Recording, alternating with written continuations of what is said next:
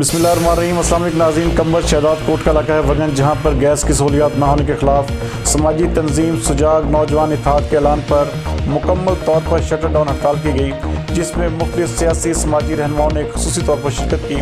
ہمارے نمائندہ خصوصی کمبر وگن علی گل مغیری کے مطابق اس موقع پر رہنما ممتاز وگن، کامران پہور، جبران عباسی، احمد اکمل، سٹی پریس کلب وگن کے صدر ساجد بلوچ اور دیگر نے خطاب کرتے ہوئے کہا کہ منتخب نمائندوں نے وگن شہر کو تباہ و برباد کر دیا ہے۔ افسوس سے کہنا پڑ رہا ہے کہ آج ہمارے اس احتجاج کو 12 دن ہو چکے ہیں، مگر کوئی بھی اس حلقے کا منتخب نمائندہ ابھی تک یہاں نہیں پہنچا، مگر ہمارے حوصلے بلند ہیں، ہم اپنے آخری سانس تک علامتی بھوک ہڑتال کا سلسلہ جاری رکھیں گے۔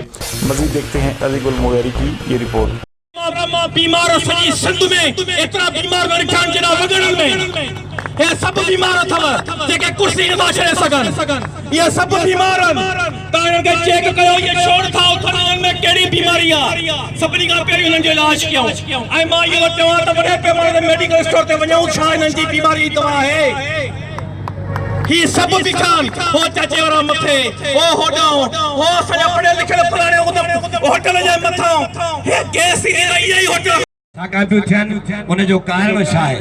منجا عزیز دوستو، ان جو اثر کارن ایو آہے تے اساں جو پاڻ میں اتحاد نہ ऐं ॿियो असां सां इहो वेदन आहे त जॾहिं बि सभु पढ़िया लिखिया नौजवान आहिनि उन में हिकिड़ो जज़्बो आहे। उहो कहिड़ो जज़्बो आहे? हिन माण्हुनि खे ॾुखनि ऐं ॾोलावनि मां कढण जो जज़्बो आहे। हिननि माण्हुनि जा जेके पुराणा 70-80 साल खां मसइला रहंदड़ आहिनि, जंहिं कंहिं बि तवजो न ॾिनो आहे, असर माण्हू ऐं वस वारे माण्हुनि खे तवजो ॾियाराए